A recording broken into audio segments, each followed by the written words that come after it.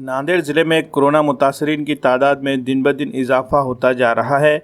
शहर के अलावा देही मुकामात पर भी बड़े पैमाने पर लोग कोरोना से मुतासिर हो रहे हैं।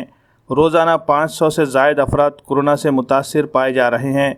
ऐसे में ज़िला इंतज़ामिया ने कोरोना पर काबू पाने के लिए सख्त इक़दामात करने का फ़ैसला किया है। इसी सिलसिले में नांदेड़ ज़िले के लोहा तालुक़े में 19 मार्च से 24 मार्च के दौरान 5 दिन का जनता कर्फ्यू नाफिज कर दिया गया है। जनता कर्फ्यू के पहले दिन आज लोहे में सारी दुकानें बंद रही। सड़कों पर सन्नाटा छाया हुआ साफ तौर पर नज़र आ रहा है। इंतज़ामिया की हिदायत पर अमल करते हुए लोग अपने अपने घरों में रुके रहे। वहीं दूसरी तरफ इस जनता कर्फ्यू से गरीब और रोज़ मजदूरी करने वालों के लिए मुश्किलात पैदा हो गई है।